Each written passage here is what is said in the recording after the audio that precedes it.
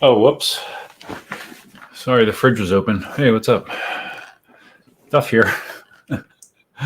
Oh, God, guys. It's funny. Like, I have so many things that, talk about, but man, I'm gonna have to try to talk faster because I'm not gonna have the juice to go on and on and on. That's for darn sure. Let me tell you that, because I am still not 100%. If you can't figure that out. All right, so let's see what kind of background we want to put in here. I don't really give a shit. Okay, logo, we got that. Well, we can do this one. How about just like a cool color? How's that? Does that look nice? It's called Blue Lagoon. What is that? Oh, sparkles. Wow, that's annoying. Can I just remove it all together? Leaves. Okay, there, it's leaves. We're going with that. Okay, so one thing right away is different about this live stream. Not drinking beer. No desire for alcohol whatsoever. That is not a White Claw. That is Canada Dry ginger ale. When I got back, I'll fill you guys in. Those you don't know, but I would imagine a lot of people have a general idea that I've been sick with COVID for a week, actually a little bit more than a week at this point. But anyways, once my sister found out, she sent me a care package, and part of that care package was a case of Canada Dry ginger ale. So I've been drinking that periodically. So let me just catch you guys up on what's the latest and greatest. So I was down in Roatan, hanging with Gladys for a week. Had a good time down there. Saw all kinds of amazing things. Very beautiful place. Very big contrast between kind of like a primitive existence and modern living. There's kind of a mixture of both down there. So I found that interesting as well. Did a lot of stuff that I've either haven't done in a very long time or never have done. Did some zip lining. I rode on a boat for the first time in I don't know how long, decade. Had fish soup and fried fish, two native dishes down there that I have never had. Had a bunch of Salva beer, which is a Honduran beer, and just had a really good time. Gladys was a very gracious. Gladys, did I say Gladys? Brain fog. Gladys was a very gracious host. We had a lot of fun, a lot of laughs, and and she actually, the way it was timed out, she actually flew back with me to Naples. And Gladys, by the way, happens to be in Holland right now. So yeah, Gladys is off doing Gladys things. But I started feeling off last Wednesday. I wouldn't say sick. I was feeling tired. I would say tired, just like low energy, not great. Thursday continued. We flew into the Miami airport. I was masked the entire time, masked in the airport in Honduras, masked in the plane, masked in the Miami airport. The airport was a madhouse, which is basically the way Miami airport is. But we got out of there, drove back across Alligator Alley. Gladys actually drove like maybe 30 or 40 miles of that just because she likes to drive, and I was feeling tired, so I was kind of happy to let her drive for a little bit. Got back Friday. She was back with her family. I was home again, feeling off, but I felt good enough to go out and mow the grass. The grass looked like a jungle, so I got out in the tractor. I mowed the grass. Did a few things around the house, but then as Friday wore on, I was feeling more and more affected. Because I was originally this live stream was supposed to happen last Friday. And earlier in the day, Friday, I also did something connected with the whole purpose of this live stream, the whole focus of this live stream, although there are additional focuses now, obviously. But anyways, yeah, Friday night came. I postponed the live stream. I think I said at the time, I said, okay, well, we're going to postpone it to Saturday. I'm sure I'll feel better in a day. Because ever since COVID started, I've had multiple situations where I felt like I was getting sick. I felt a soreness in my throat, or I don't know. I felt like I was getting sick. It happened many, many times. And every single time it's happened, I've been able the next day to shake it off and feel better. Well, like I said, Friday night, I was feeling pretty bad. And then it was downhill from there. I wound up getting next to no sleep Friday night. I went to bed. I was shivering. I woke up later. I was sweating. I had the covers pulled off my neck, and then later on, I had all the covers off, and then GI distress, code word for diarrhea, set in. My version seemed to have a lot of that, and the end result of that was me not being able to sleep more than an hour at a time Friday night. So I woke up Saturday feeling like death. It's one of those situations where you feel so bad that even like watching TV, it's like, oh, I can watch TV. No, it's too much work. It's too much work. And at the same time, I just got back from a trip, and usually when I get back from a trip, it's like, hey man, I gotta do all this shit. I couldn't do anything. I could not do anything. I managed to drive the 3 miles to CVS and get a COVID test and some supplies like NyQuil and a thermometer. I didn't have a thermometer in the house anymore. And took the COVID test. No doubt about it, COVID positive. Definitely had COVID. So basically, in a nutshell, Saturday was the worst. I had some minor improvement on Sunday and Monday, but I had this diarrhea this whole time, 3 days straight, which that by itself is not a good thing. And then you throw COVID on top of it. It wasn't good. So I basically worked from home Monday, Tuesday, Wednesday. Finally Thursday, I'm like, I'm just gonna go in. Went in yesterday, went in today. I'm still not normal. I'm still wiped out. I'm still tired. I was 20 minutes ago, I was laying on the sofa with my eyes closed. I'm like, oh shit. How am I going to do a live stream right now? But here I am. So yeah, that's a recap of my non-EUC news. It's been interesting.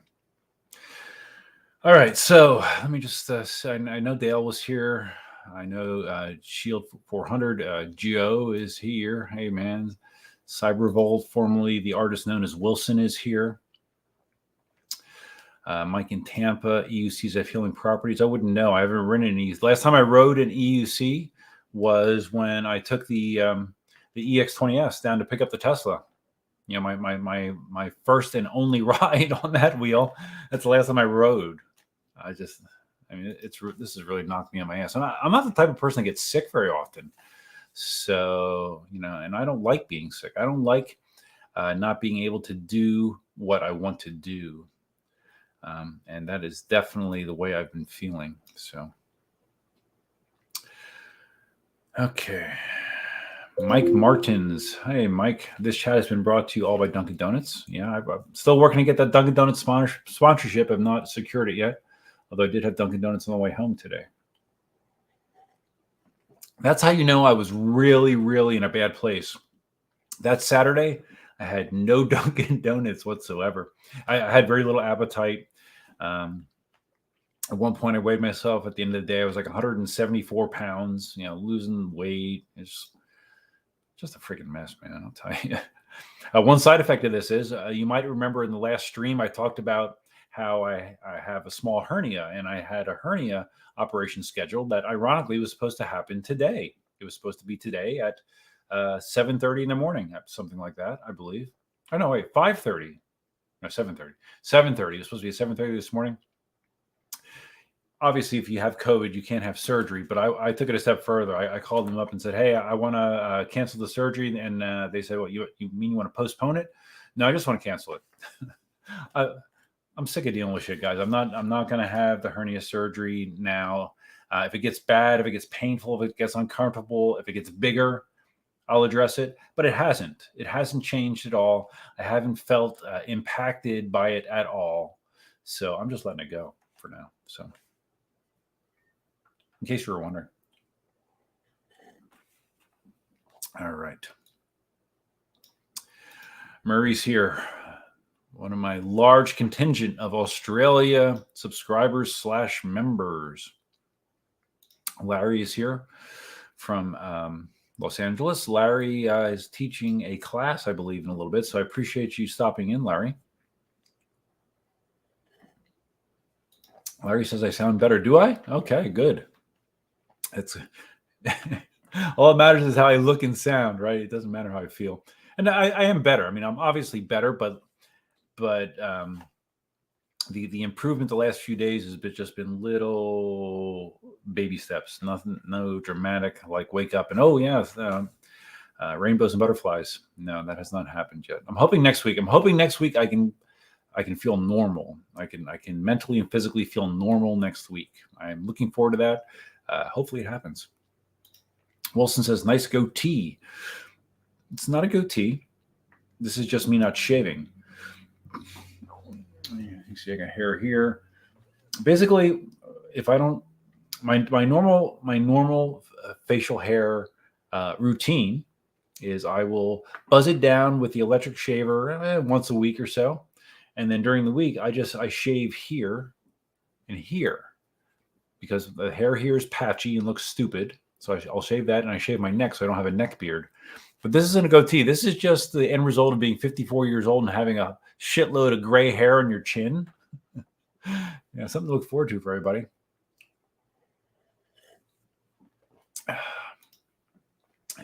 Joe, details. I gave you all the details that I feel comfortable giving. One thing that's always been an overarching thing with Gladys and I, and we've been good friends for a very, very long time. But there's that reality that she lives in a tropical island, not full time, but more or less full time, and I live here. And as far as I can tell, that's probably the situation isn't going to really change significantly anytime soon. So yeah, I don't really know. And her and I have talked about it. Like our paths don't really align real well. That being said, I love spending time with Gladys, and she makes me laugh and smile, unlike many people that I know. So who knows?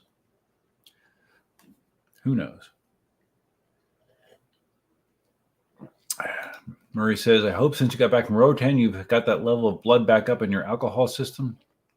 Yeah, I haven't drank a damn thing since I've been up here. I did drink a considerable amount down there, though. Did I drink I might have had some alcohol every day. Maybe not every day. Oh, another thing I did down there was snorkeling. Gladys lives literally right on the water, and there's a dock right there. And 4 times, I did it once by myself and 3 times with her, just snorkeling. And it's amazing. I mean, it felt like you were swimming in a saltwater aquarium. I mean, just this diversity of beautiful tropical fish. Had squid, there's octopus. It is an amazing place. I really understand why she is as fond of it as she is. I knew she was, and I thought I understood why she felt the way she did about it, but now I have a better understanding of why that is. Dale says, not vaccinated and was only sick with COVID for a day and a half. Well, your mileage can vary, Dale. It's so dependent on what variant you get. It really is. For a long period of time, I heard people saying, oh yeah, I got COVID, and it was, I hardly even knew it. And that's true. Like I think a lot of people that got Omicron reported that. But everyone that I know that's gotten it recently has gotten hammered. feeling. Usually, a phrase you hear out of their mouths is, "This is about as sick as I've ever remember feeling." And for me, it's up there. It's definitely up there. My little brother, he did not get to go to the New York trip because he got COVID. He got COVID like the day before he was supposed to come or something. And then a month later, he got it again. He has COVID again. And again, my presumption is the different variants, because it seems like what happens is, even though you just got COVID, depending on the variant that you got, it doesn't mean that you are unlikely to get another variant in the near future. It's so annoying, guys. Oh, this is interesting. Brian says, still no KS22 from eWheels in case you're keeping score. Are you serious? You guys still have not gotten them? Wow. That is kudos to you for hanging in there. I'm curious how many people are still hanging in there with eWheels with the S22s.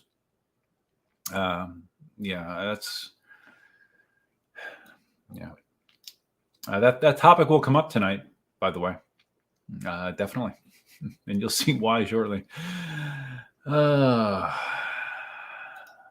Wilson says, I went through the ringer. Yeah, sort of. I sort of did. Need more vaccines. No, we don't need more vaccines. My stance on vaccines definitely has shifted. EUC Merciago. Am I saying that right? Oh, Mercilago. Talking about the V13 today? Yes, at some point we'll be talking about it. I watched the live stream. I watched the first launch of the live stream where it was a cluster, where there were these people speaking Chinese loudly and quickly over the video. And then they had to shit can the whole thing and stop for a little bit and start again. And that was after it was already delayed a half an hour. And then they delayed it like another half an hour. And then it finally came to be. Yeah, I have thoughts about that. And I will talk about it. But I want to talk about something else first. Okay. Sarnford, hope I feel better soon. Thank you, Sarnford. So do I. Robert McKenzie. Hey, Duff. Hey, what's up, Robert? Simon says, sucks. You're so sick. Happy you're healing up. Yeah, me too. The way my brain works, being sick doesn't sit well with me. Of course, who does this sit well with, but especially me. Okay, Bill H., a channel member, which you can tell by the little symbol next to his name. Welcome back. Glad to hear you're on the mend. Hey, and before I forget, if you want to help out the stream, if you want to get the stream in front of more eyeballs, if you want to get more participation, take a second and hit that like button, the thumbs up on the stream. The more YouTube sees that happening, the more they are likely to promote the stream to other individuals. So if you like these live streams, hit the like button. It's easy, fast, and free. Brian says, sadly, travel insurance now a must. Yeah, when I flew, like I said, I masked. Anything airport related, airplane related, I masked. And to be quite honest, me masking on the way back was more me trying to protect other people because I was potentially feeling off. I was worried about spraying whatever was going on out. But I would say on the way there, maybe 15% of the people were masking. On the way back, maybe slightly more. But Florida has been getting hammered with COVID. We had tons of people at my work that have had it. It's all over the place. And the general consensus is people are just shoulder shrugging. Well, I'm going to get it sooner or later, and that's kind of the attitude that's taken over. And I think that's probably true that everyone's going to get it sooner or later. So Larry says vaccines were never about preventing COVID. It was about lessening the impact economically and keeping hospitals uncrowded. Well, yes and no, Larry. I agree that is what the pitch turned into. But when they first announced the vaccines, they were without a doubt proposing it or posturing as, no, this was a way to prevent from getting COVID. It was definitely framed that way. Whether that was intentionally or unintentionally, it was definitely framed that way. Now, obviously, that is not true, and what has happened has proven that's not true. But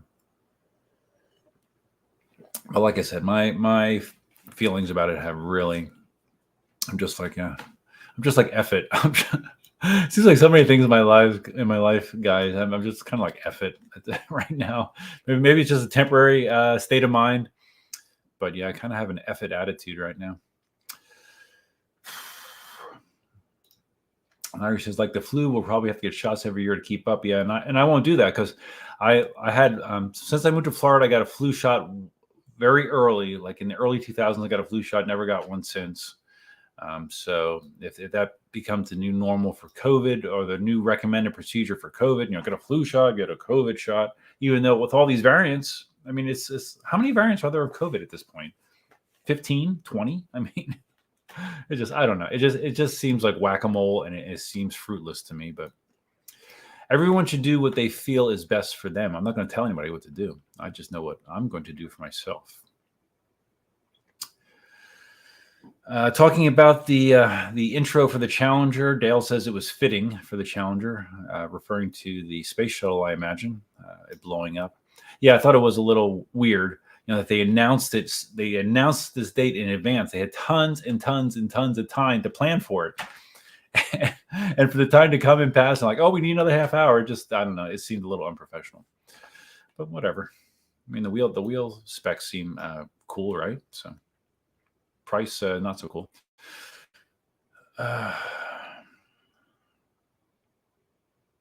Steve stayed a pureblood. Yeah, I know quite a few people that did not get vaccinated, and I've heard people say, "Okay, well, yeah, it's only the vaccinated getting sick, and and the unvaccinated are not." Well, no, I don't think that's true either. I mean, yeah, there's if anything, we become a society of generalizations. Generalizations backed with very little information in some cases. So, but you got to make your decision for yourself.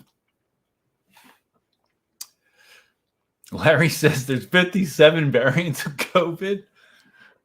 Oh, wait. Okay, so you're. I mean, that could be. But okay, so you're being Larry. You're being humorous. Okay. Murray doesn't even take aspirin. I do actually take 81 milligram aspirin. I've taken aspirin for probably 10 years as just a preventative thing for heart health. And of course, now lately there's been studies saying, "Oh, don't take aspirin. Aspirin's not any good for you either." So, that's the thing with medical advice. It becomes hard to trust medical advice when it flips, it reverses. It's hard to know what way is up, right? Right. Okay. French USA. Hey, buddy. Hi, Duff. What's up, buddy? Dale says you should make your own decisions if you need or not. I don't. If you're vaccinated, great. I'm just for the record. I mean, I got the original Moderna and I got the follow-up Moderna, and that's the only vaccination I got, and that was back in like April of 21.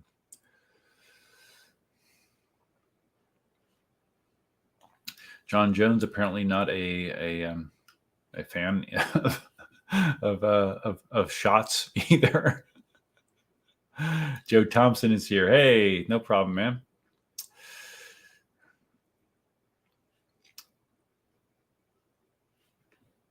Okay, all right. So now enough talking about illness. Enough talking about my trips, which I'm hoping to not go on any trips for a little while, even though I am still considering, Larry, and I've said this publicly, and Marty's basically volunteered me to about going on the trip out to LA for the LA ride. Still thinking about it. Still have to work out some logistics. I've spent a shit ton of money lately, guys, on various things, which will become clear. Will become clear in a few moments. All right. So, anyways, Brian was talking about e-wheels, and I did e-wheels in the S22s, KS22s. I did a long video, and I talked about it multiple times on my channel about the S22 drama and how I originally put my deposit, only $100 deposit, but it was a deposit back in August of 2021. It's now August of 2022. So yeah, it's been a year. I made my last video about the KS22 in early July. That's when I canceled the order. It was like around, I don't know, July 4th, 5th, somewhere around there. I canceled it. I finally had it. All the delays. There's a lot of dates that were thrown out. There's a lot of intent that was told to myself and others, expectations set and expectations missed repeatedly. And I just got sick of it. I got sick of waiting. I got sick of some of the drama around it. In the meantime, Begode had released wheels like the EX20S, which I happen to have sitting over there. Not that I've ridden one time. I'll be riding it a lot more, I promise. I was just sick of the whole thing. It frustrated me. I think when I watched that video back, I don't know how many times I said frustrating or frustrated. I must have said it a dozen times. I should have came up with another word, but I just kept using that word because I was frustrated, man. Very, very frustrated. Okay. And okay. This is gonna be funny. Okay, so anyways, canceled it, and I gave other reasons, financial reasons. I just paid like $13,000 to pay the balance of my new impact windows in the house. I just paid $3,000 to get the Tesla fixed. Now, of course, insurance paid for most of that, but I had to pay some out of pocket as well. Not $3,000, but I did write a check for $3,000. And of course, I bought the EX20S from Ian at Speedy Feet. Ian did give me a deal, but still, obviously, that's a lot of money too. So money was a factor, but I think I'm going to need another Canada Dry to keep me going. Does Canada Dry have caffeine? I don't. Probably not. I probably could use some caffeine.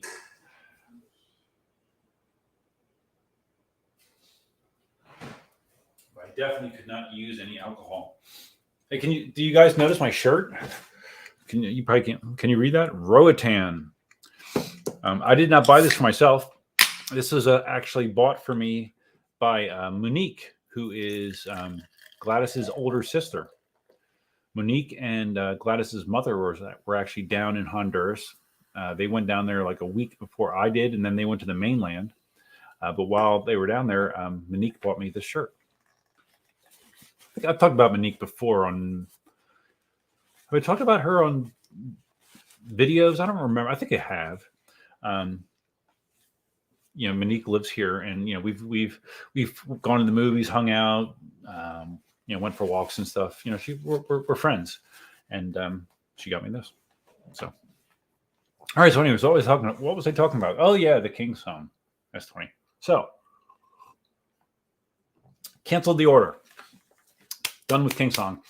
I said, hey, well, maybe in the future, if circumstances change, I'll reconsider it. Maybe some of the issues that we've heard, because there have been issues with the S22s.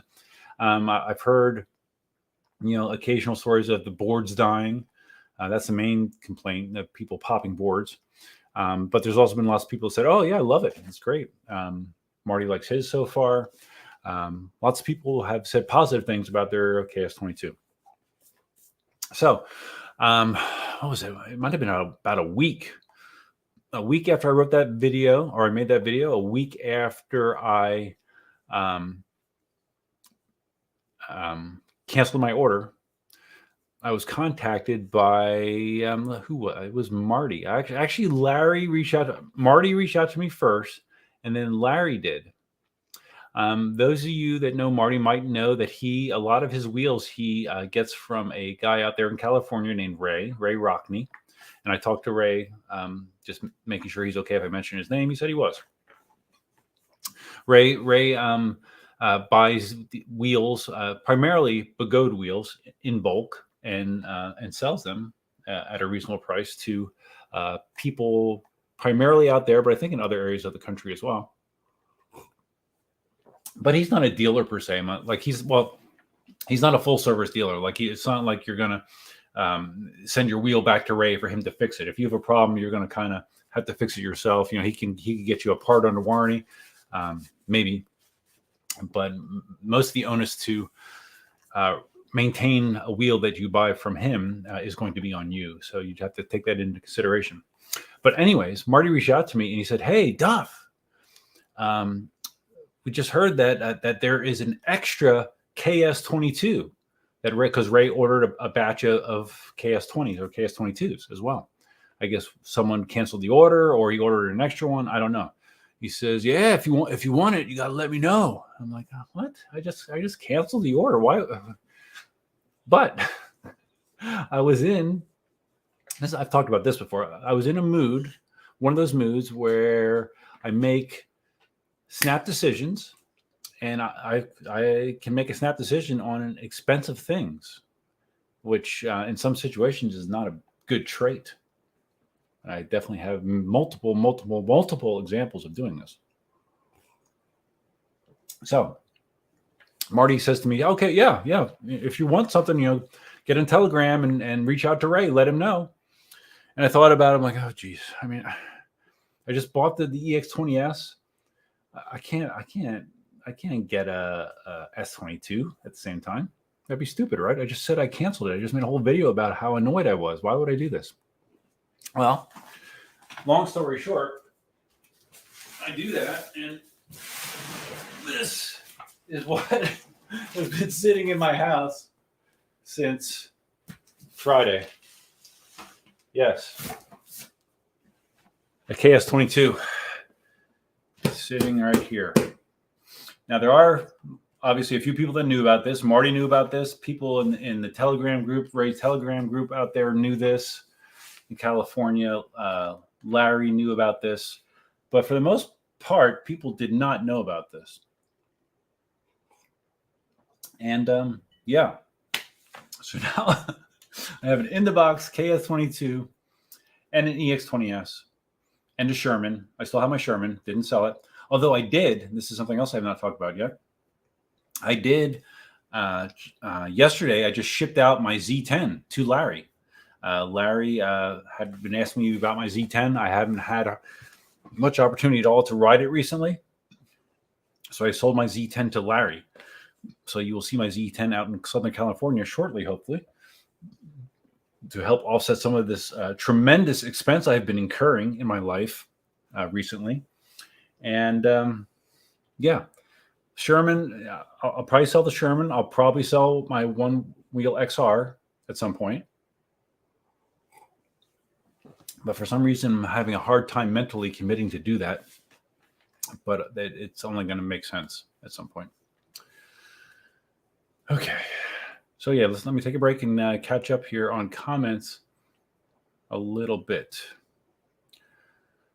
Okay, because I'll get hopelessly behind if I don't. So yeah, I don't have a ta-da sound effect lined up, but I can do this. Extreme. Yeah, that was an extreme amount of spending. Extreme. Okay. Ratman asked about Kathy and Elsa. They're both good. They're both good. French USA said, I did good getting EX20S versus S22. Did I still do good? Getting both? So freaking stupid, man. So stupid. Richard Weston, Master, Sherman Max, or V13? Well, that depends if money is an object to you or not. And I mean, on paper, the V13 looks really cool. It's a suspension wheel. It's also $4,000 to $4,500. So money is going to come into play. For me, a suspension wheel always was going to win out over a non-suspension wheel, but that is just me.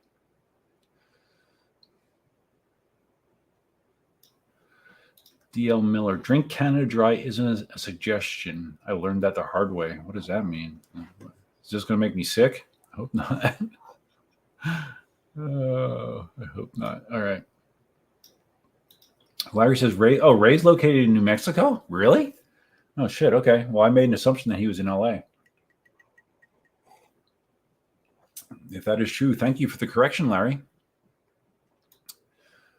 But he is not from California. Okay, well, it's not the first time I've misspoke on stream, and it will not be the last. That I can be certain of. Murray says, no one seems to have the suspension working in the S22s. Yeah, ironically.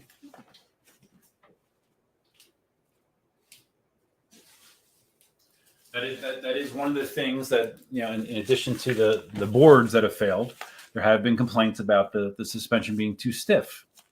And like the S18 feeling more comfortable than the S22. The stock S22 suspension is it's robust. Like if you're doing big drops or you're a heavy guy or you're doing like really severe terrain, it'll hold up for it.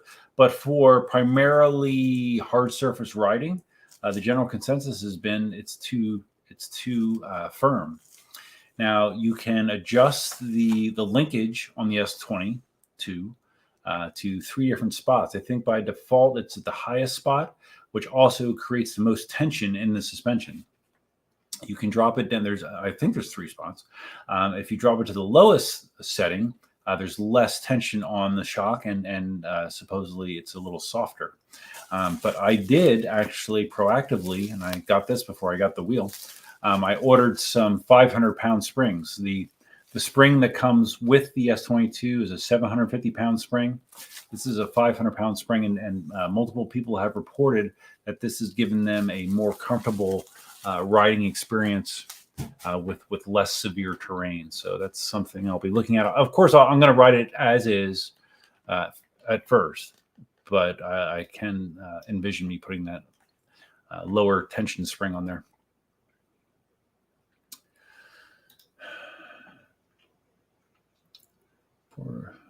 I don't know anything about this, Dale. What are everyone's thoughts of the GoFundMe for Kelly Chameleon's medical bills? I don't think we should be paying for other people's poor choices, but at the same time, we have free health. I don't know. I didn't hear about that. I don't know details about that. Dale, yes, I got the S22. I know. Aren't you surprised? Isn't everybody surprised? Most of you are. Should be. Yes, I did it. So, and the thing that was a positive for me is this is not an eWheels S22. So this does not have the 40T battery packs that only give you 1,700 and change range. These are the MG M50LT packs that are in all the other wheels. So it should be, the originally promised 2,200 watt hours of range, which is fine with me. So that was another plus for me. It'll be interesting to see how mine compares, because I've heard stories of S22s arriving on the same shipment with different things. Like some of them had certain fixes done, some of them did not. Definitely seemed to be some quality control issues. It seems like even though it was a problem with the original wheels, the chargers that come with the S22s in many cases weren't charging to the full 126 volts, which you can tweak if you want by opening up the charger and twisting a potentiometer. So yeah.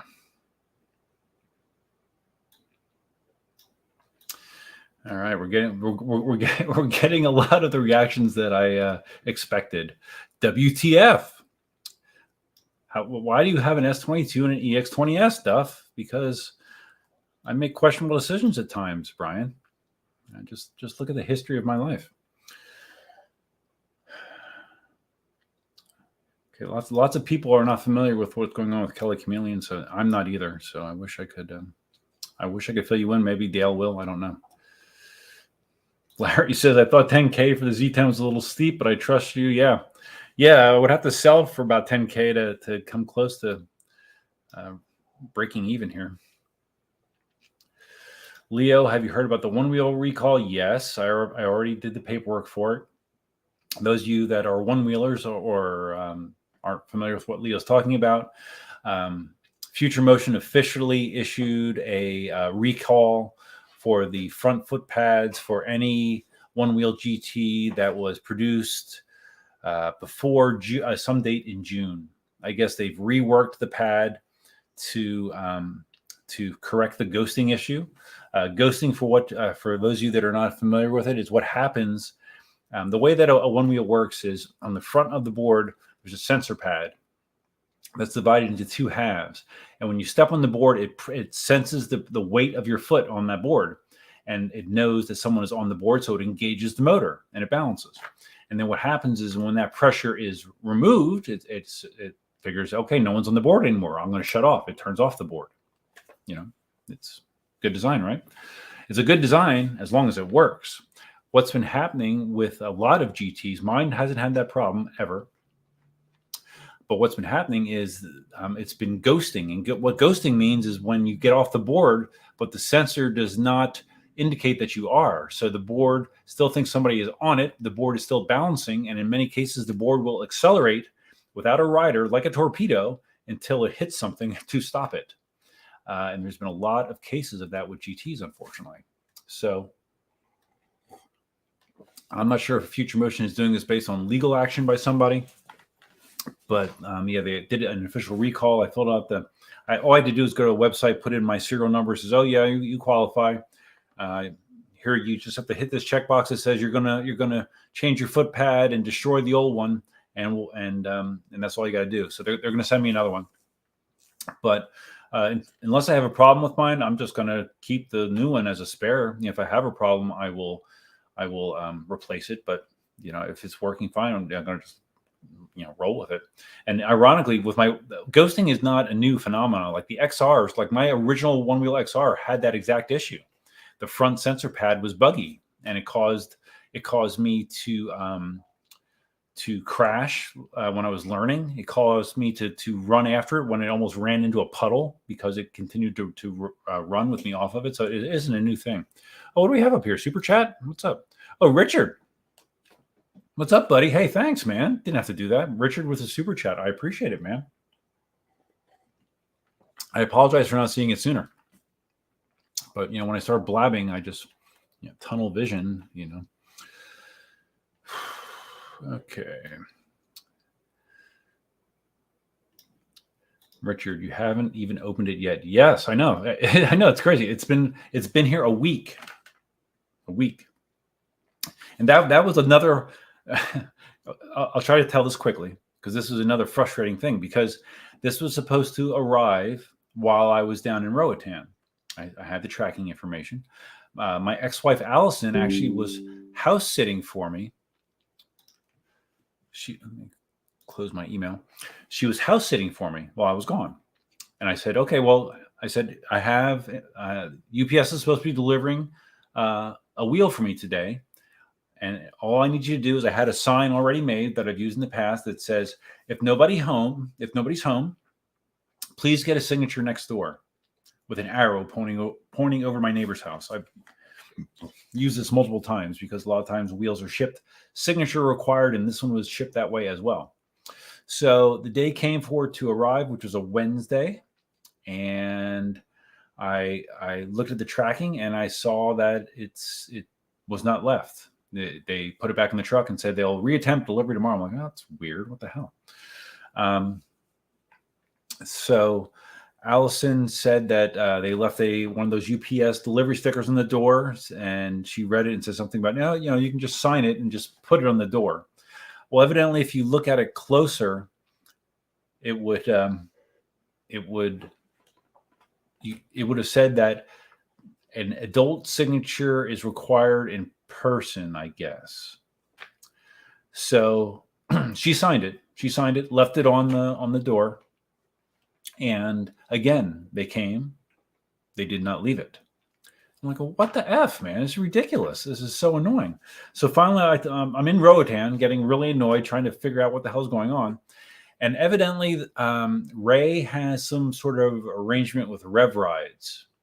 I'm not quite sure what the arrangement is, but Rev Rides is actually the guys that sent this via UPS ground, and they sent it with these restrictions. Like it was so restricted because when I contacted UPS at first, I said, okay, well, can you just have it left at the depot?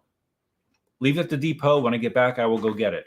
Oh, sorry. There's restrictions on the delivery. It can't even be left at the depot. I'm like, what the F? So luckily, I got a hold from someone at Rev Rides. I called on the phone and talked to them on the phone. I said, hey, Duff here. I'm waiting for an S22 through Ray. And because of the restrictions that have been put on this delivery, I can't even have it left at the depot. And she said, oh, okay, no problem. I'll call them and just tell them to leave it at the depot. And she did. And then UPS would. But I was getting frustrated because I had these ideas like, okay, this is great. If they're going to try 3 times, it's not going to be successful, and they're going to send the damn thing back to the West Coast. I'm like, I am going to be so pissed if that happens. So it didn't happen, but it almost did. Okay. Am I ever going to get to opening this thing up? I don't know. Maybe. Joe Thompson, are you going to AMP? No, Joe, I am not. I'm done traveling if for the near future, outside of if I decide to go to LA. And if I did that, that would be in mid-October. Brian, you need to hear what I do with the pads. Glad you got it. Yeah, I'm not sure what I'm going to do with the pads. I don't know. I don't know. More than likely, I'm not going to be a big fan, but we'll find out. So Marty says Ray's from West Virginia. Yeah, so Ray's from West Virginia, but where does he live right now, Marty? So for some reason, I assumed he lived in California, and evidently he doesn't. Larry talking about a veteran's suspension wheel on the way. Yes, I saw a little blurb about that somewhere as well. Murray says you can back the spring seat pressure down too. Yes, I know. I did see that. But I think I'll probably be better suited just putting the 500-pound spring on there, more than likely. But I'll try it as is.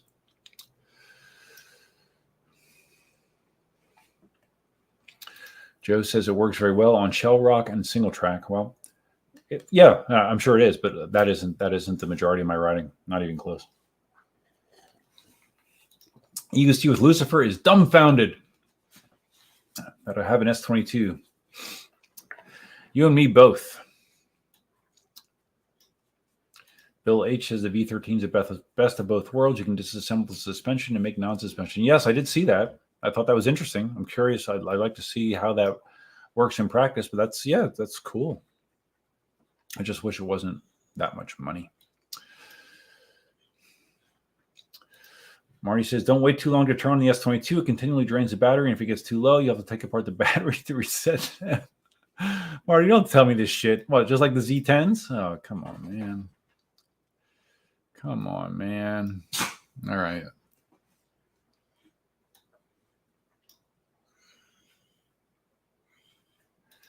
Oh, Marty just replaced his spring with a 550-pound version. Oh, what? Did you hear that I was doing it, Marty? Were you copying me? Come on, Marty. You're always copying what I do. All right, so since Marty said that if the battery gets too low on this, I'm going to have a problem. Let me open this thing up.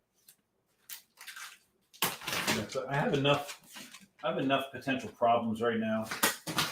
I don't need to have to open up the freaking battery package on this thing that resets the battery.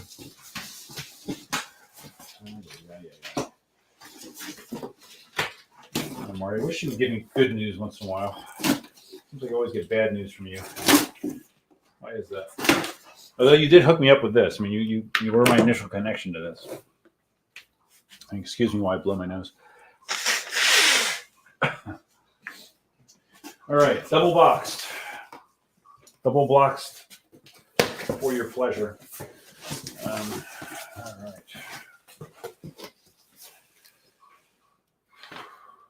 Okay, wow.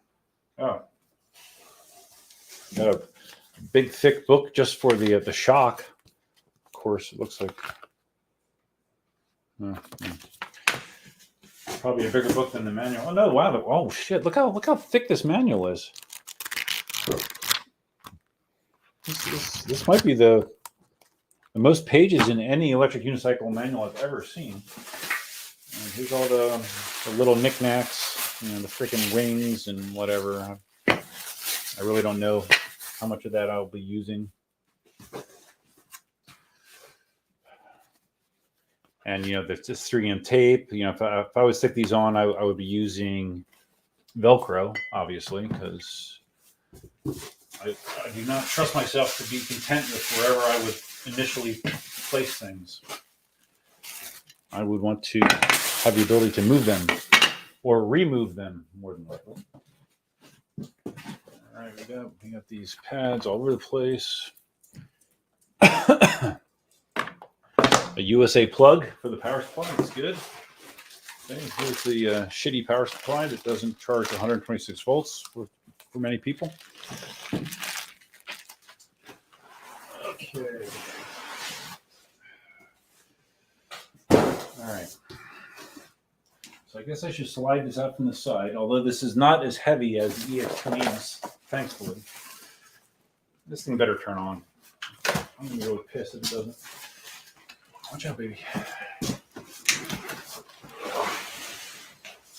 And this definitely wins for the tallest box ever of any EUC I've ever had.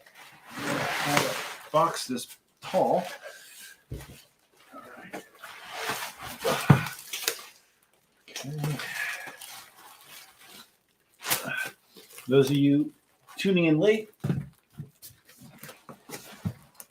I've decided to bypass my hernia operation because I can throw. Whoa, shit! I can throw these heavy wheels around, right? So until I can't do that, I don't need a hernia operation. All right.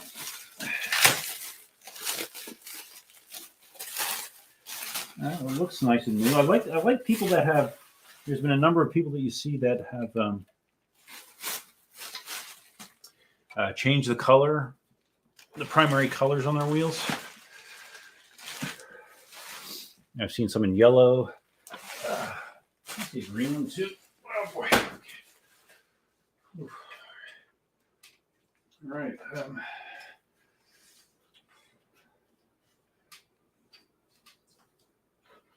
Kickstand.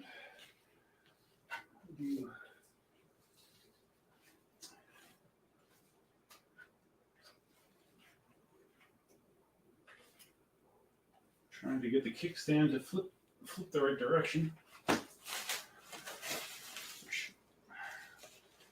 Like that? Okay, there we go. Let's get this monster box out of here. I still have the box in my dining room from the EX20S. All right, so is there a transport mode with this, guys? I'm sure there is, right?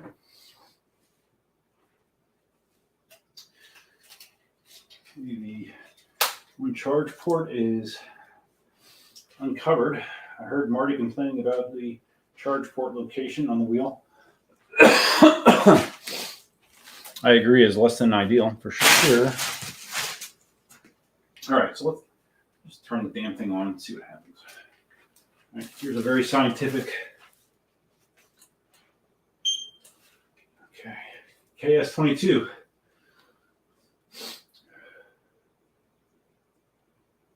Okay, battery is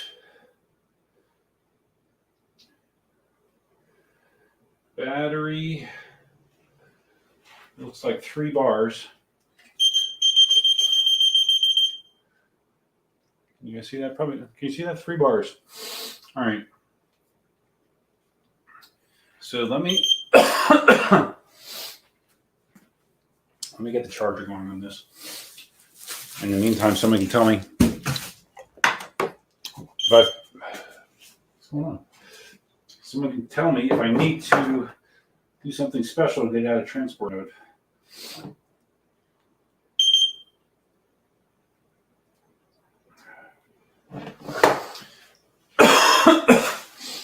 So, Mario, does this mean that I don't have to reset the battery?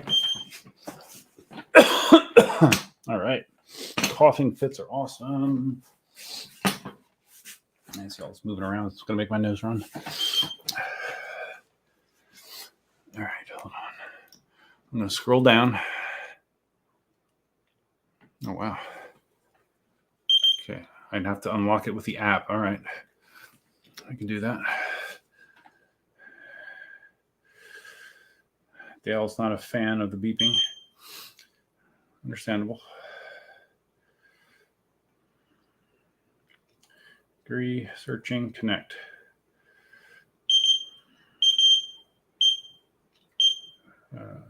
Okay. Unlock. New version found. All right, so there's a new version of the firmware. So, and I think Ray said that the BMS as well, but to do the BMS firmware, you have to lay it on its side. Right. Okay. So should I do the firmware update a while? I'll wait for some feedback from the peanut gallery here while I set up the charger.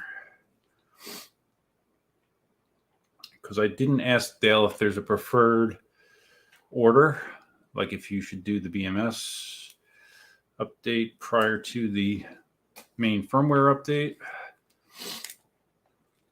So it looks like the new version is 2.2.2. Does that sound right, guys? Does that sound correct? I can't believe I bought this wheel. I can't believe I bought these two wheels. It's crazy.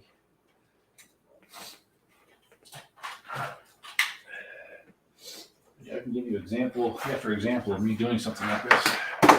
Just buying stuff and then worrying about the reality of it later. Do as I say, not as I do.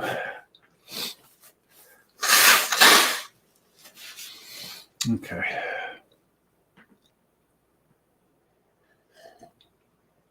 Oh, yeah. Marty said don't do the update until put your phone in do not disturb mode. You don't want to disturb the process. Yes, I did. Ray did mention that. Okay. I can do that later. That's fine. It's unlocked. It's not beeping. So let me plug in the charger. And this is definitely not convenient because, like in a situation like this where I don't have a light, I can't see at all what I'm doing.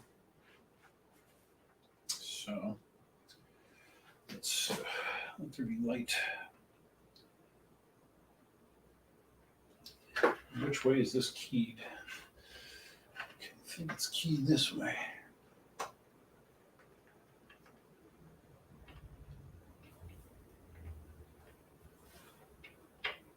Oh boy. It's funny when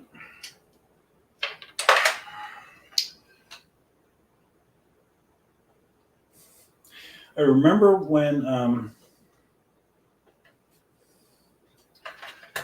this was announced and they showed where the power button is and the charger locations are. And I remember thinking that it can't be as much of a pain in the ass as it looks, right? It can't be that much of a pain in the ass. Kind of is. Kind of is a pain in the ass. Which way is this freaking thing keyed? I can't see. Oh, wow. Okay, there we go. Oh. Okay, just turned off. That's fine.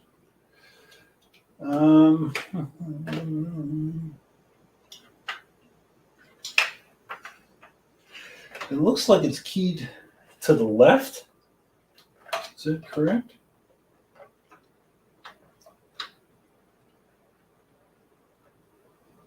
Oh, no, it's not. Straight up. Okay. All right, we're flashing green. And we're charging. Okay. Great.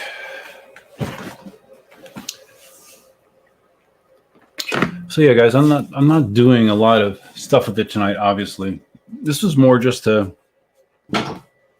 say, hey, look what stupid thing I did next. I bought KS22. Yeah. Okay.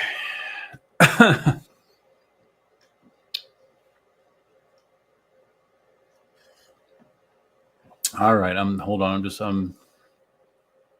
I'm speed reading comments.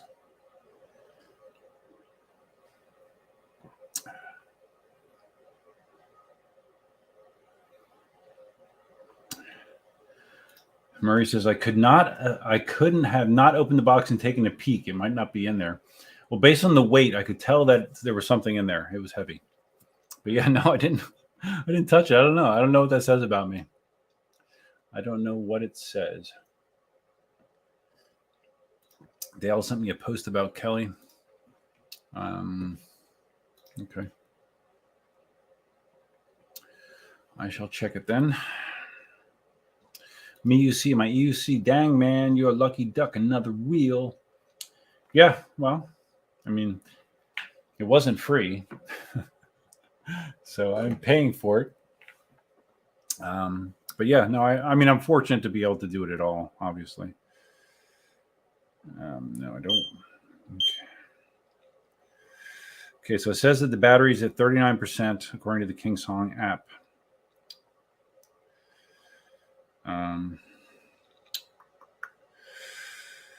Voltage right now is 104 volts.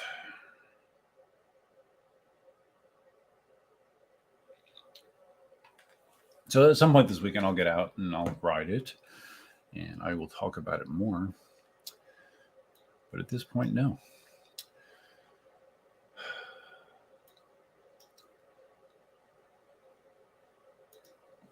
Oh, shit. Okay, so Ray lives in West Virginia. What the hell? Wow. Okay. I don't know. I don't know why I made that assumption then, that he lived near you. I don't know. That was just a poor assumption on my part, Marty, I guess. I apologize for that. Leo, Duff just opened the darn thing. I did.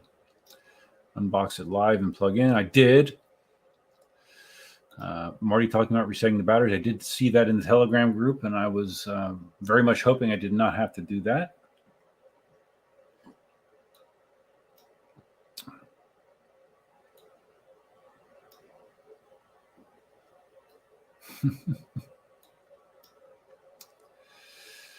My EUC agreeing that the manual is thick. THICC. Yes, it is.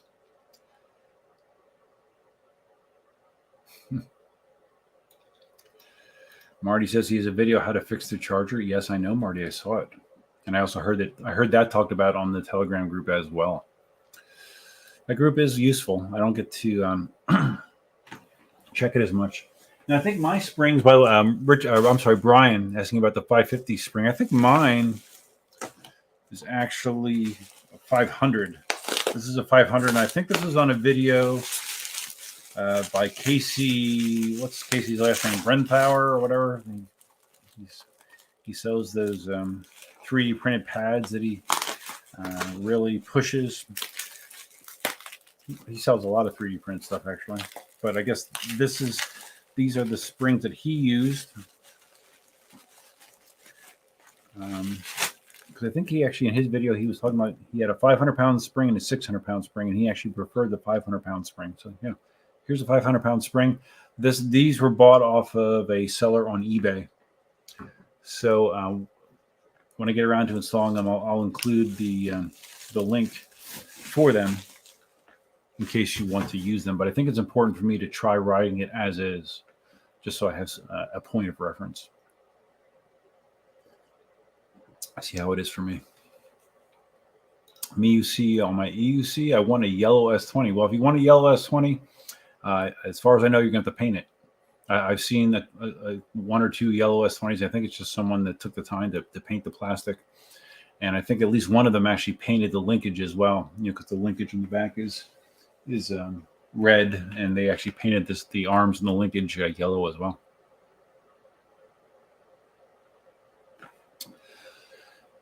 Okay. Just do the hokey pokey to unlock it, sure. Dale says, enjoy the first 6 miles. Oh, is it speed limited the first 6 miles? Is that the distance? I don't know. That's fine.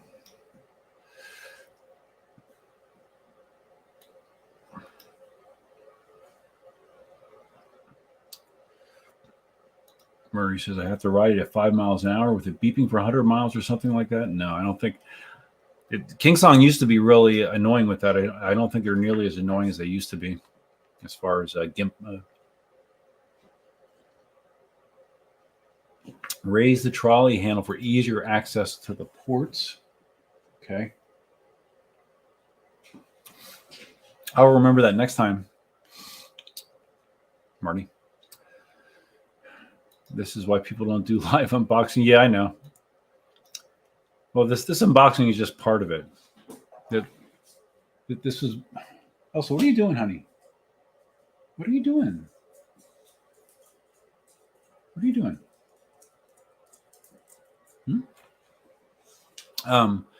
This is more just talking about the reality of me actually buying one after I firmly established that I canceled my order. I'm done with the KS22. I'm frustrated as hell. I'm done with it.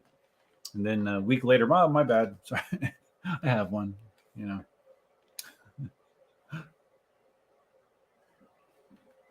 Okay.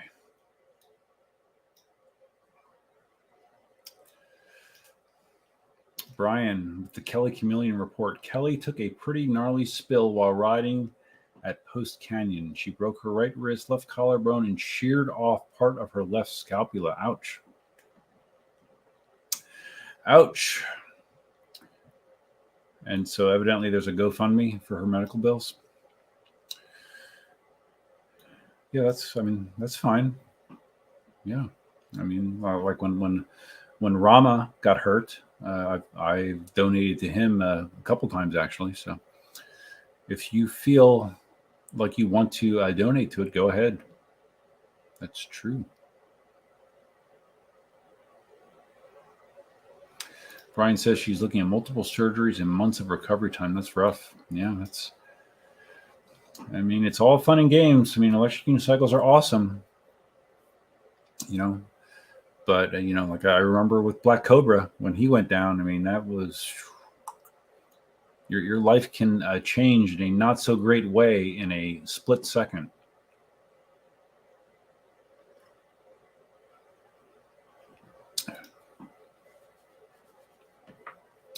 Is Kelly Mike Leahy's girlfriend, or just? I didn't. If that's true, I thought that they were just two people that were riders. I didn't know if there's a romantic connection or if you're just being facetious, Scout.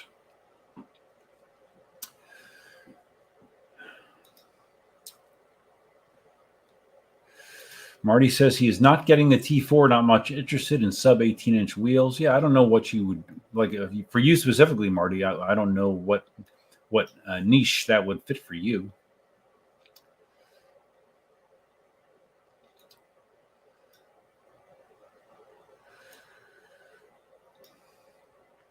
Joe says the charger runs extremely hot at times. Make sure not to put it on any compromised surface. Well, right now it's on plastic.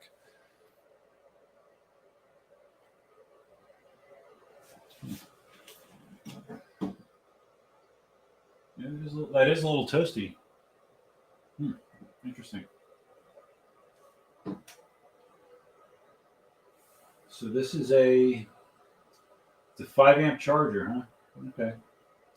Well, I mean, historically, 5-amp chargers do run warm, but that is warmish, warmer than I expected. So thanks for the heads up there, Joe.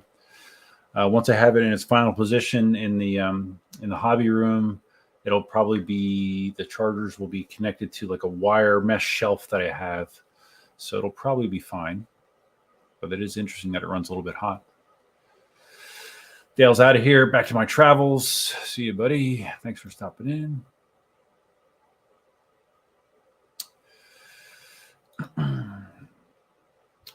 Marty said Kelly wears gear. Yeah, every time I saw Kelly, she's worn gear. Yeah, I haven't heard any details about it. I'm sure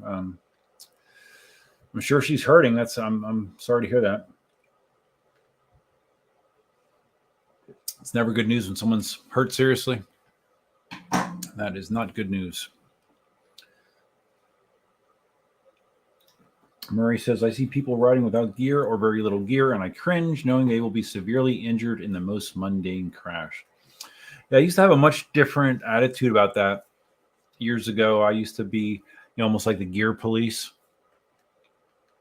I'd be critical of people that were riding without gear, specifically YouTubers, like popular YouTubers that were riding without gear. And my thought process at the time was, hey, it's not so much that I care about you, and I do, and of course I do. I don't want someone to get hurt, but my feeling always is that when you're doing that and you have a relatively big audience, you're sort of promoting that to others that may not know better. They might be like, hey, yeah, so-and-so, he doesn't wear any gear. I guess I don't need to wear any gear. I always thought that was a bad message to be putting out there. Now I don't give a shit. Everyone makes their own deal. If you don't want to take the steps to protect yourself, to give yourself the best chance of surviving a fall with minimal injuries, then okay, that's on you. I just don't want to hear a lot of complaining afterwards if you did not take adequate steps to protect yourself. You make your own deal.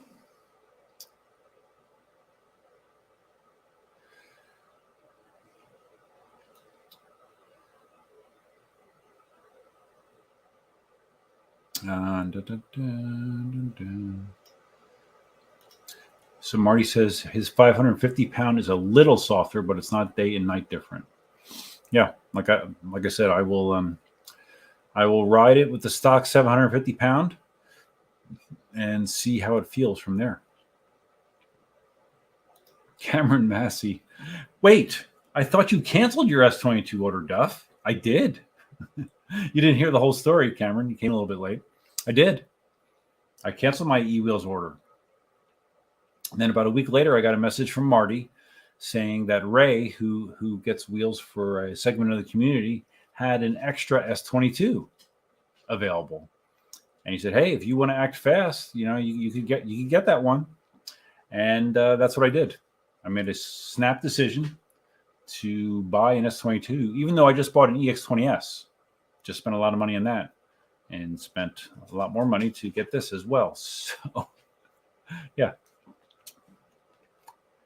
Ironic, right? A little ironic. Brian, I've just realized I have not heard of Rama in a while. Okay, Brian. Well, maybe you're not familiar with what happened to Rama. We're Facebook friends, and I've talked to him when he did the original LA EUC games. Rama had an accident. Is it 2 years ago now? I don't. It was during COVID, early COVID, I believe, where he either fell off of a rope or a rope broke that he was climbing or swinging on or something. And he landed in a way that damaged his back, and he was basically partially paralyzed for a long time. And since then, he's been trying to get back. He's been rehabbing like crazy. I mean, like just him being able to stand was a major, major thing. He's worked his ass off.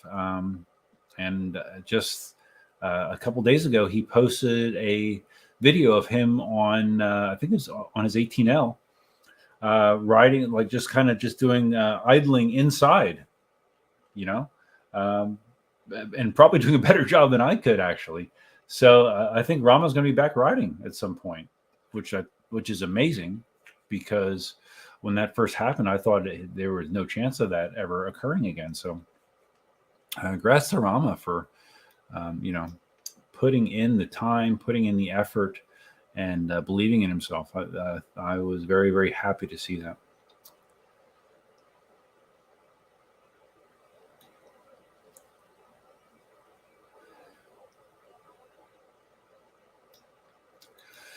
More details on the Kelly Chameleon accident. Cameron says that Kelly came off of a Suron. Those of you that don't know what a Suron is, that's a high-performance electric bicycle.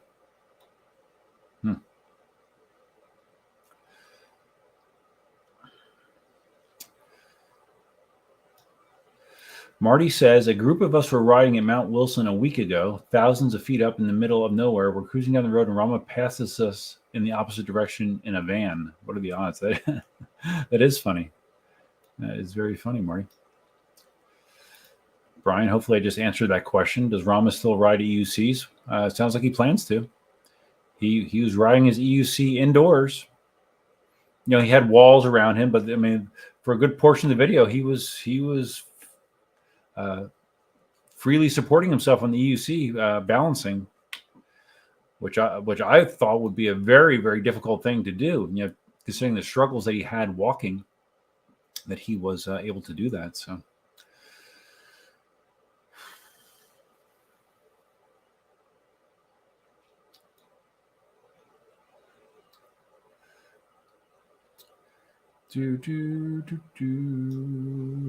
NC for YouTube. Duff, hey, how far behind am I? Yeah, I'm only about 5 minutes behind now.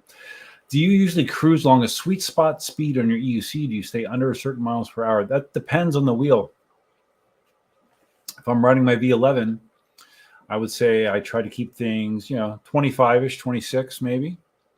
If I'm riding my Sherman, that speed jumps up to the low 30s. Is a cruising speed, 31, 32. On my one long ride I've done on the EX. Honey, be careful. Be careful. Pick your feet up. You gotta pick your feet up, baby. On the EX20S, I was, I think the top speed I've gone on the EX20S is like 34 miles an hour. But when that initial ride, I was in the upper 20s. I had a lot of unsuredness. Is that a word? I didn't feel very solid on the EX20S just because it was the first time I ever rode it, and I took it like almost 30 miles my first ride, going through at night on city streets. It was a kind of another dumb thing. So I need to get more time on it. But basically, whatever. I never cruise more than low 30s. That's fast enough for me. I've gone as fast as 43 or 44 miles an hour on a wheel on the Sherman, but I'm not comfortable doing that. And I have no desire to do that. I don't have a need to do that. It doesn't serve my needs. But usually I'm not cruising any slower than 25 in most situations. Marty says, I did put some pressure on you to buy the S22. I had to make the decision within 5 or 10 minutes. Yeah, you did. You did. So that's good. If things go badly, I can blame you, Marty. That was my thought process.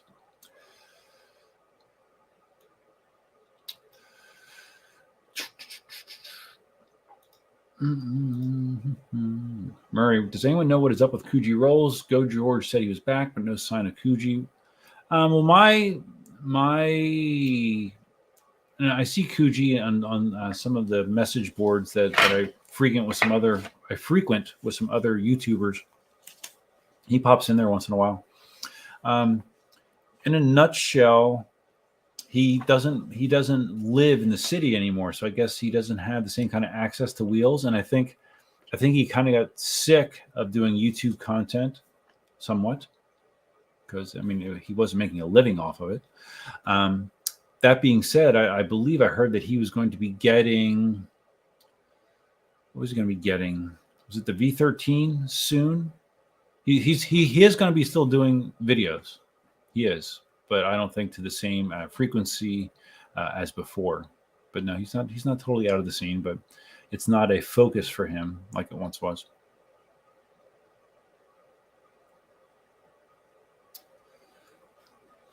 John Jones, who is Ray from West Virginia, and why do I want to give him my money? I need a good source that right up the road for me. Really? Okay, well, talk to Marty. I don't feel that I'm qualified to invite people into Ray's inner circle, but Marty might be. But like I said, he's basically he buys wheels in bulk for riders in the community, but he's not a and Marty can correct me if I'm wrong, but he's not a conventional dealer. Like he's not gonna. It's not. You're not gonna say, oh Ray, I got a system board problem. I'm gonna send the wheel to you and you fix it for me, send it back. No, that's not the way it's gonna work. He might be able to get you the parts, but he doesn't do that kind of stuff. He just kind of facilitates the transaction for people that are comfortable with doing most servicing of their wheel themselves or through someone else. That's the way I would summarize it.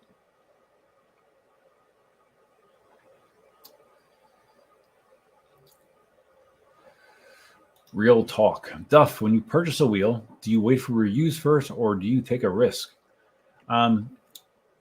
No, I normally in the past, I've always done it early. I used to be consistently in like the demo circuits, which don't even happen consistently anymore. But so I used to be involved with testing the wheels, the early production wheels, and I would also always buy them early. And as a result, there I have had early production wheel problems. The Inmotion V11 that I got was one of the first, 20 or 30 in the United States. And as far as I know, I was the first person in the United States to discover that the bearings that were used in the original V11s were shitty if they got wet. I got caught in the rain on my original V11, got soaked, brought it home. A week later, I took it back out, and it was squeaking like crazy because the bearings had rusted. So, there are definitely issues that you have with first-run wheels. I've run into that. It's just a matter of if you care or not. And the reason that I do that is because I have a YouTube channel that primarily focuses on PEVs. There's other things as well, obviously, but that's a primary focus. So because that's a primary focus, I've always tried to get my wheels early in the cycle, which is why I put the deposit on the KS20 at that time through eWheels in the first day, because I wanted to get it early. Yeah. Worked out great. Just ask Brian Gonzalez.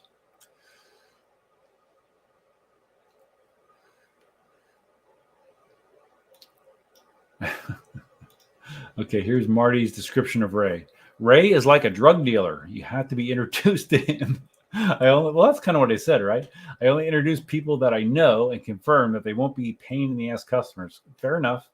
And like I said, Marty, I don't know if you were here earlier. I did, when I first went through this transaction with Ray, I said, Ray, are you okay if I mention that I got the wheel from you? Because I know that, it's not something that's widely advertised. And he said it was okay. So I don't know. Maybe Ray is becoming more willing to be open to the world. I don't know. But all of my communication with Ray has been through Telegram. Evidently, that's the way a lot of EUC groups are. I don't use Telegram a lot normally, but I have been using it for this. Murray, he sold Duff a wheel. Yes, well, Marty vouched for me. And Ray took good care of me. So, Ray's cool. I have no problem. All right, so this is still charging. How hot is this thing now? So one thing that oh, wow, shit, that does get hot. That gets hot. I mean, I can leave my hand on it, but it is toasty. That gets pretty darn toasty. So one thing that I can talk about briefly is the Inmotion V13 launch. We talked about that a little bit at the beginning. Inmotion has been drip feeding certain parts of the wheel. They publicize the 146 kilometer per hour no load lift test speed, the BMS that's being used, the system board, all the tech that they've talked about seems great. And it was all supposed to culminate with this launch announcement, which was yesterday. And those of you that tuned in saw that it was kind of fumbled. The original launch it was delayed. It was supposed to be at 12 noon Eastern Standard Time, and then shortly before then, I think Liam actually came on, who's back at Inmotion, which I don't know the backstory there. Last time I knew, Liam had left Inmotion, but Liam is back at Inmotion now. Liam had said that, oh, sorry, we're going to delay the start 30 minutes. So they delayed it to a little after 12:30. They started, and what is this? Oh, God, spammers. All right, let's block that user. Block that user. Oh, Marty's taking off. See you, Marty. Thanks for stopping in, buddy. I appreciate it. So anyways, the stream starts, and it sounds like there's half a dozen Chinese people that have their mics on, and they're talking over they're totally drowning out the video. And the video itself was choppy. You know, the frame rate was bad. I mean, you can see what the wheel looks like. I actually did a number of screen grabs here. Let me see if I can. Oops. Let me see if I can get them on the screen here. Although you more than likely have seen these, but I'm going to show them to you anyways because I do that. It'll give me talking points here. Let's see, V13. Where are you? There you are.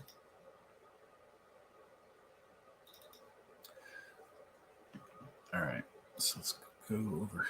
Oops, go over here, and then let's share something. Let's share the screen on the right. There you go. So there's the. That's just a grab from the video. You know, there, you definitely see your Sherman cues, you know, with a little mini roll cage.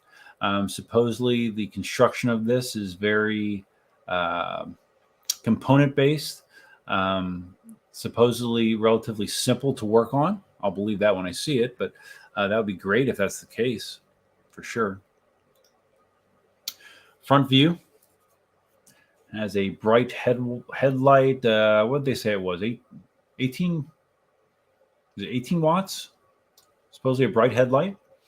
1 watt tail light, which is a high quality tail light, similar to, you know, the quality tail light that's on the V11. Visually, yeah, it's fine. Again, very Sherman-esque tones, if you ask me. Here's the back view. I'm curious what that cage is connected to. I'm assuming there's an internal structure that it's connected to, bolted to. Gives you convenient lift points. It has another Inmotion flip-up handle, trolley handle. The one thing I was a little surprised by is that they didn't design the trolley handle so it was below the line of the roll cage. You know, so like if it had an impact on the top, the roll cage would take the damage instead of the handle. I was a little surprised that that actually juts up above the roll cage, but no big deal. Supposedly the thing, what did they say it weighs? 50 kilograms. So it's going to weigh damn close to what the EX20S does. Battery, I think I have a screen that shows the battery, but I think the battery is what, 3,000 watt hours? Big battery. Okay, here's the two happy dudes cruising on it. It kind of looks like they're different heights, don't they? I'm wondering if one of those, maybe not. I'm wondering if one of those has a suspension in it and one of them has a suspension removed. Which again is a very interesting feature that you can just basically pull the suspension if you don't want it. All right, so you have 140 kilometer per hour lift speed. I think the official top speed listed on the Inmotion site is 55 miles an hour. Hold on. And based on the no-load lift test, it could probably go faster. That's going to more than likely be a firmware software limitation. Physically, the wheel could probably go faster. It has very thick wires, 8 AWG wire, I believe. Can transmit a lot of current. It's a 22-inch wheel. That gave me a little bit of pause, because bigger wheels, like the most recent example is the Abrams, which is a 22-inch wheel, and we all know how that's turned out. But supposedly this wheel, despite being very large, despite being very fast, generates a tremendous amount of torque. I'm curious how that translates with a form factor that big. You know, a 22-inch wheel that has was it 300 Newton meters of torque? It's going to be interesting. Yeah, I mean, if those specs hold up, 126 volt wheel, so same voltage as the S22 that's behind me. Off-road tire. Some people questioned, putting an off-road tire in this thing because it's hard to imagine that this would be a great off-road wheel, but maybe. Here's the guy that was doing the presentation. Here's a real live real live V13 in the foreground. Like I said, visually it's utilitarian, you know, but performance-wise, if those numbers that they showed are true, it's going to be something else. Early bird price. Inmotion was doing this promotion where you could guess the price, and if you guessed the price right, supposedly you won like a V12 high torque, I guess. Although I'm sure multiple people guessed this. I actually guessed lower. My guess for price was $34.99, not $39.99, and that is only the early bird retail price, with a normal retail price of $45.99. It's crazy, right? That's a lot of freaking money. Yeah, it's a lot of battery. It's a lot of performance, and there's definitely people in the community that they'll pay anything for an AUC to own the latest and greatest, the fastest, the strongest. And yeah, I could buy one. It would again require me doing a wheel shuffle, you know, a little bit of Russian roulette with my wheels. I'd be selling to buy that, because I could not just buy a $4,600 wheel without leveraging that or offsetting that somehow. That's just kind of crazy talk for me. So we'll see. We shall see. I did not hear any sort of ETA, although someone told me that they were hoping to have an early version of the V13 EVs at the Amped games. I did hear that. I don't know how true that is, but that would be interesting, right? But I'm curious, like in reality, because that was a complaint that I've had recently with wheels, that Inmotion and KingSong, they announce these wheels and then they're not available in significant numbers to the public for 6 months, 9 months. It's crazy. So hopefully someone learned a lesson here, and it will not take that long until this is available to the public. We'll see. So Joe says the V13 is the only wheel within the past 2 years that I have been genuinely interested in. Yeah, no, I can understand. No, it sounds good. I think the travel on the suspension was 100 millimeters, 10 centimeters. So that's decent travel in the suspension. Pedals are adjustable height and adjustable dihedral angle. That'll be attractive to some people. With power pads included, who knows how good those will be, how many people will replace them immediately. But yeah, I mean, so far the specs seem quite good. I do remember saying the same things about the KingSong S20 when it was first announced. I thought it was the shit. It was going to be the shit. Murray says it was embarrassing to watch regarding the launch video for the V13. They re-released the video without the issues. And then, yeah, I heard that they did an HD version. I did not go back and watch the HD version. I don't really care. I just wanted the information. Last image I have here is, again, real world pictures of it. That has to be with and without suspension, right? Has to be. Because, I mean, look at the difference in height of the wheels. Has to be, right? That is my assumption. Murray, yes, V13, very expensive. Yes. That is the highest list price of any wheel that I'm aware of, ever. Scout, did you get a discount in the S22 from Ray, or did you pay retail? Well, one of the advantages of buying from Ray is he has less overhead than a conventional dealer. So you can draw your own conclusions from that. Scout says the V13 weighs 60 kilograms, not 50. Really? Are you serious? Oh my God. Yeah, so that is closer to 130. Oh, Jesus, really? Wow. That's a lot of weight. Yeah, see, when the wheels start getting that heavy, I don't, why are we putting an off-road tire on it? It's not going to be practical for off-road. It really is not. But whatever. It can be changed. And according to Inmotion, tire changes on this wheel are supposed to be very, very easy. 60% easier than the, was it the V12? Yeah. Real talk. Is weight an issue? Yeah, weight can be an issue.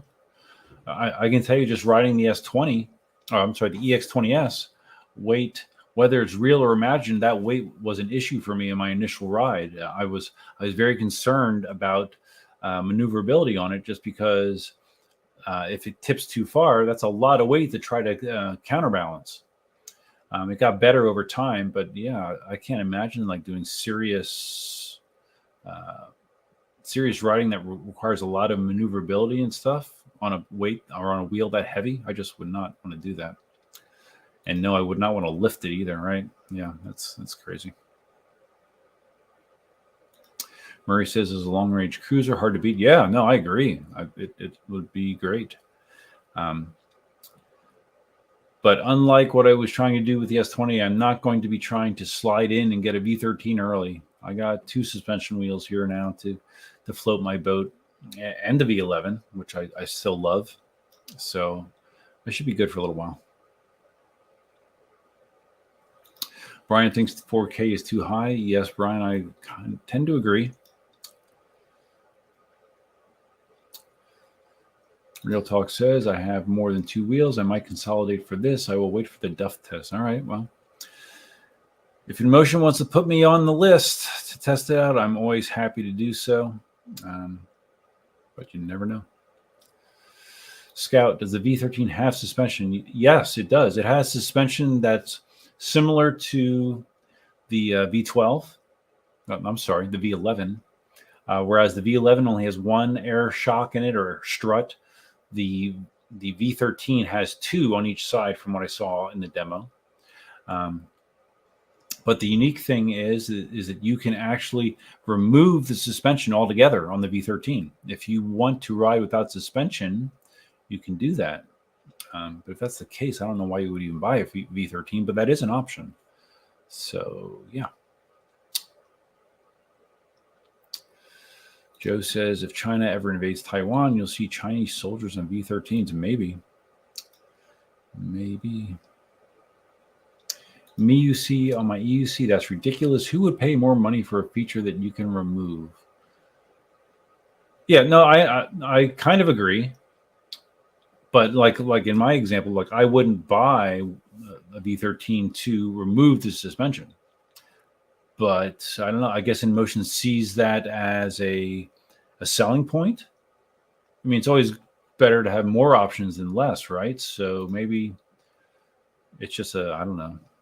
But I kind of agree. You know, I would never remove the suspension, because for me, suspension is a huge selling point on wheels. I would never want to remove it. Murray says, off-road tires are all-terrain. Road tires are some terrain. I have a street tire Sherman, and when I cross grass or gravel, let's say, it's a bit of a butt-puckering ordeal. Well, Murray, you may remember, you may not, my Sherman actually was a street tire as well. And I rode that way for a while, and then I actually ordered the knobby tire just because I preferred that. I got a Sherman on the demo circuit from eWheels, and it had the knobby tire, and I just preferred the way that sounded. Even though the street tire performed fine for me, I just liked the aggressive sound of the knobby on my Sherman. And who knows? I mean, the V13 might be fine as is, but it just doesn't seem like it's an off-road kind of thing. Scout says BGO T4 is a much better recession wheel than the V13. BGO and Inmotion switching places in the market. Usually it's Inmotion with the budget wheels and BGO with the 4K wheels. Did you hear pricing on the T4? I've not. Well, what are they projecting to price the T4 at? I have not heard. But yeah, the pricing has just been escalating. I've said multiple times on stream, my first high performance wheel I got was a Gotway M Super V3. It was $1,200. 6 years ago or whatever. I don't know. Yeah, 6 years at this point, maybe. $1,200. Now we're pushing 5,000. It is definitely not a cheap hobby to get into.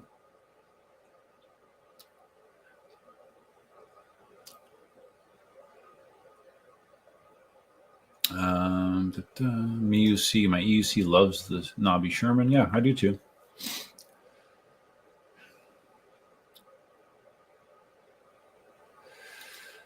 Larry says maybe Inmotion thinks it's 2 wheels in one to justify the price. Yeah, well, I mean it's a selling point, right? It's a feature. I don't know that it's a very practical feature, but it's a feature, and it's a feature that no other EUC has. There is not a suspension EUC that you can make into a non-suspension EUC, although like on the S18, for example, you could lock that shock so it does not move. So you could kind of make it a non-suspension wheel, I guess, in that regard. But this is fully removing the suspension. Scout says $2,000 flat for T4 and AliExpress. Okay, well if that pricing holds true for American dealers, that is a pretty good price. Yeah, and so it's a 100-volt wheel, 1,800 watt-hour battery pack, which is great. Similar suspension to the recent BGO models. So, yeah, T4 looks fine. Looks like a slightly smaller Master. Without the higher end performance. John Jones, night peeps, stay safe and stay legal. Okay. Yeah, I'm not gonna be able to stay up that late, guys, because I'm still recovering. JCFP Warrior Poet.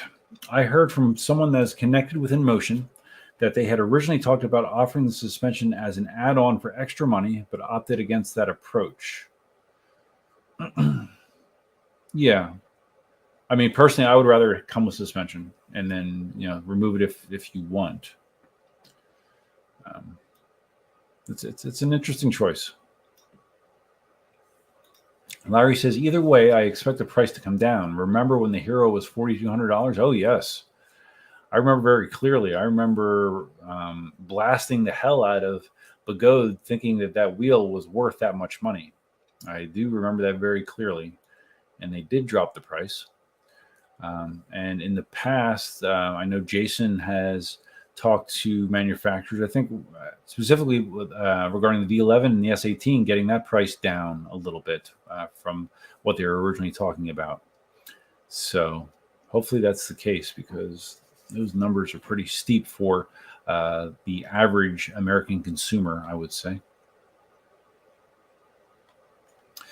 Scout still has my M Super V3. Yeah, is it running? Because I know you popped the board on it. Is it running and functional?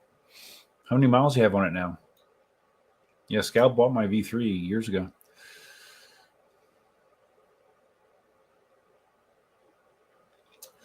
Kamikaze K says the tech they've invested in R&D for the wheel probably drove up the price. Yeah, I mean, there is a lot of great tech. The BMS structure, the dual Hall sensors. Now, I'd be a little worried because, like, I've seen Inmotion representatives throwing around, claims like, "Hey, this wheel, you can't cut this wheel out. This wheel is," I don't know if they used the term "cutout proof," but more or less that's what they said. That this wheel has such a big safety margin that it will not cut out on you. That is the kiss of death, in my opinion. But we'll see. If it's true, great. But I'm always have been of the opinion that no matter how high the limit is, there will be someone that will find a way to exceed it. Someone will. Ratman, I need my beauty sleep. Yes. What's up? It's I think I'm beyond beauty sleep, but I just need a functional sleep. I have some stuff to do this weekend. I haven't been able to do it because I've been sick. I've slowly started to do some of the things I need to do, but I need to do more. Imagine that. I need to do more. Yeah. Marty, another channel member, not Marty Backy, Marty Eakin. I've been out of the loop. Is there a 16-inch suspension wheel? No, there is not. But this new Bigot T4 is supposedly a 17-inch suspension wheel. It kind of looks like a smaller version of the Master. It's a 100-volt platform, 1,800 watt-hour battery motor. What's the motor on that? Is it 2,500 watt? 33,000? I don't know.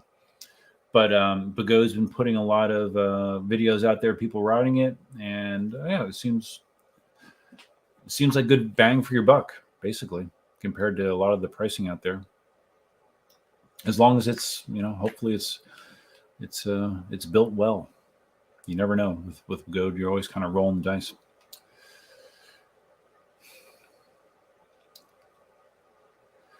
Scout. So Scout said, well, Scout, that isn't, the T4, is a T4, are they pitching it as a 16-inch or a 17-inch wheel? I was told it was 17 inches. Not that it matters. It's only an inch, but I thought it was a 17-inch wheel. If it's okay, maybe it's 16. Murray says it's a 16 to 17-inch wheel. Okay, close enough.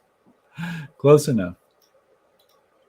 Brian needs to go. Definitely want to see the DD run in the KS22. Yeah, I'll try to do it this weekend. I can't make any promises. I have to see how things go. But now that I'm back, now that I'm past my 2 trips, now that I'm not getting hernia surgery, I'm really pushing to get more back into my normal things. Things I like to do, things I like to enjoy recreationally, professionally. Things have been helter-skelter for various reasons, and I'm trying to get less helter, less skelter, and just do what I want to do.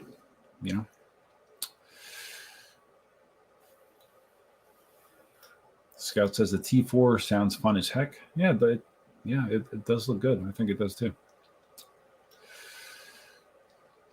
Oh, Brian just joined. Thanks, buddy. I've had a few people join during streams recently. I appreciate it. Brian, a new member. Brian sporting the snazzy new logo next to his name, and now Brian has access to emoticons. If you look at your icons or emoticons, Brian, you have things like the extreme emoticon and a bunch of other ones that only channel members have, as well as discounts on the store if you're looking to buy something on the store, and shout outs in most videos when I remember. The Trixie Inmotion wants to release 2 wheels, the Challenger and the other one I don't know. Who said that? I don't know the last time Inmotion has released more than 1 wheel in a year. If they want to, okay, good, I guess.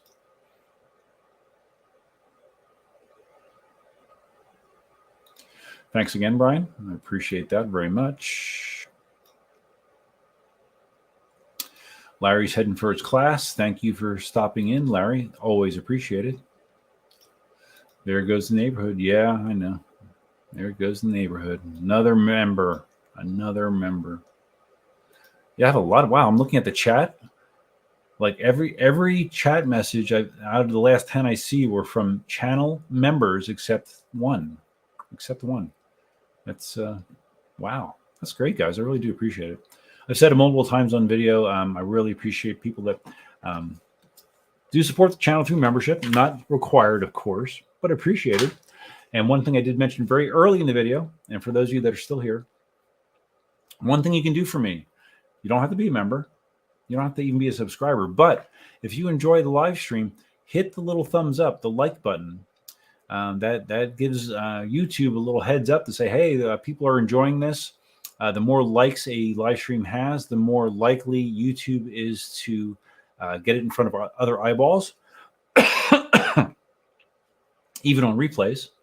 Because a lot of people, I might have, I don't know, a couple hundred people that watch it when it's actually streaming, but then people come back after the fact and watch it. I've had live streams that have had over 1,000 views, but getting likes on the live stream is a big part of that. So if you want to take 5 seconds to hit like on the live stream, I would appreciate it.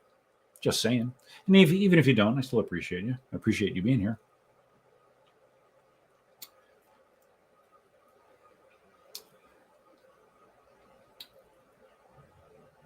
Oh, yeah. Talking about the other Inmotion wheel. Yeah, they did in that reveal. They talked mostly about the V13, but then the last quarter of it was primarily talking about a new scooter, the Climber. Isn't it called the Climber? I think it was only like $1,000, $999, something like that. I don't know. I don't have any interest in scooters, but there are a lot of people that do.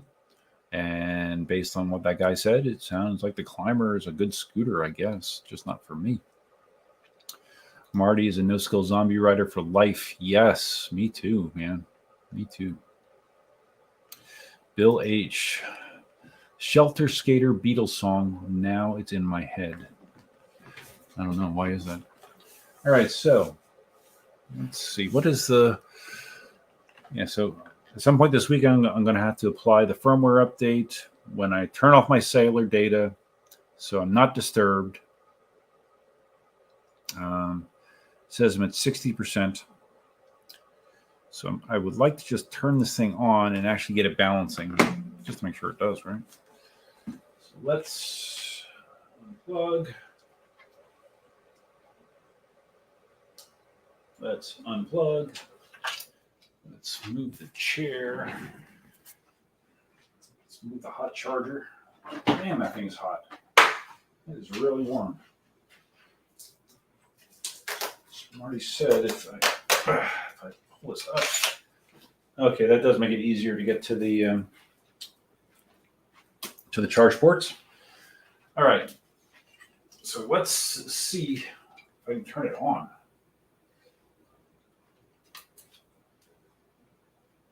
So I've heard people complaining about like their power button sticking in some situations.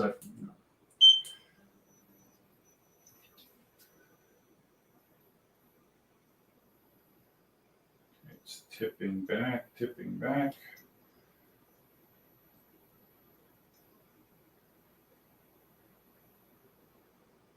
Okay. I can blind you with the lights. Oh, wow. It does look bright in the camera, right? Adjustable lights, which is nice. This is supposed to be upgraded bumper material, even though I've seen 3D printed ones that I could probably print for mine. It definitely has a backwards tilt right now. I'm going to have to adjust that. Here's the kill switch. Okay, now I can balance it. So if I...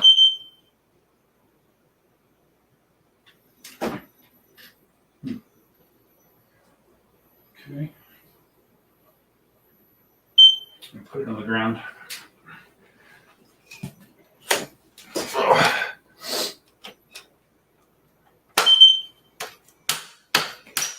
I heard that handle is sticky. Okay. Balance. All right. So, how does this feel? Oh, that's right. Oh, shit. Where's the the cover? And people say like how it doesn't rebound well. Of course, this is brand new. It actually doesn't feel too bad, even without touching anything. I wonder where my rubber cover is.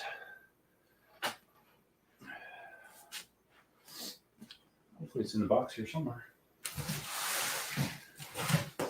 Oh, here it is. Rubber cover. So just double-sided tape, and it'll just go like that. Very cool. All right, so it balances. Looks like I need to kind of. No, that looks a little bit more parallel now than it was. Interesting.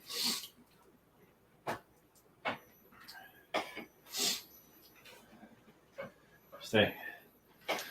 Okay.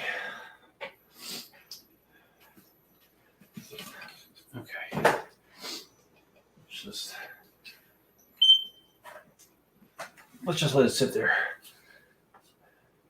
Kickstand feels not bad. It although people have complained about that plastic foot breaking rather easily, but I'm sure that's something that can be 3D printed as well. Okay.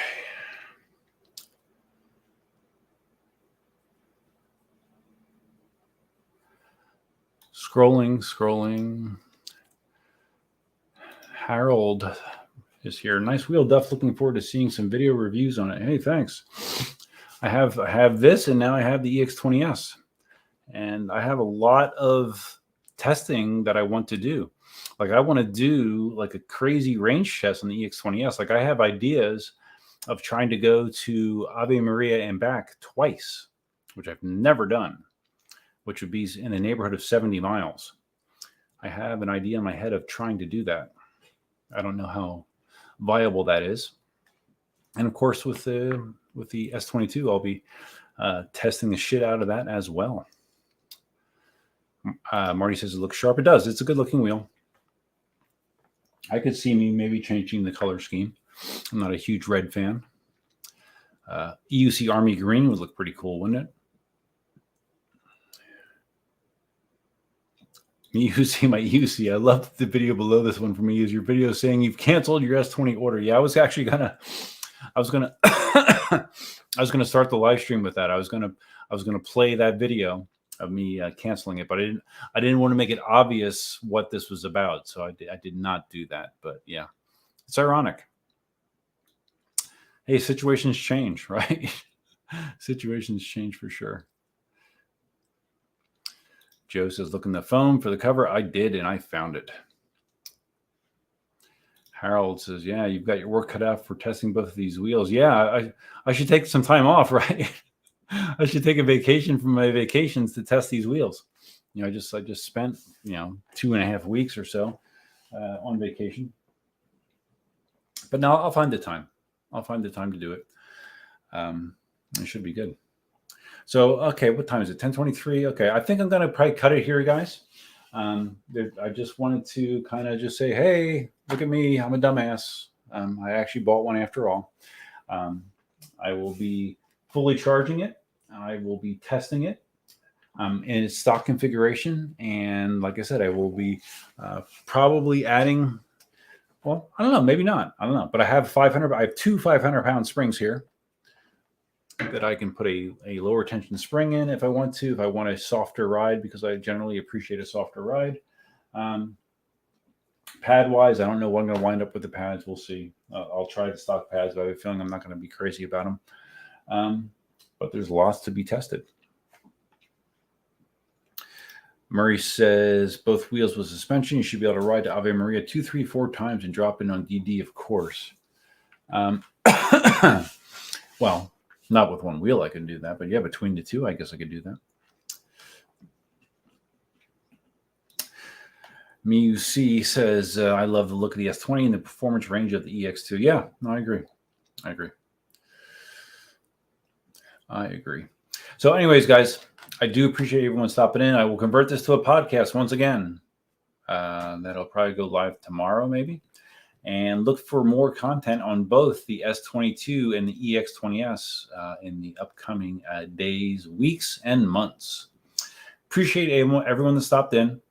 I've appreciated all the well wishes during my illness that I'm hopefully turning the corner on shortly.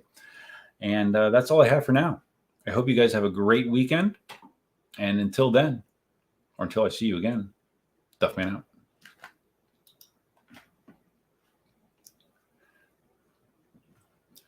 out. End broadcast.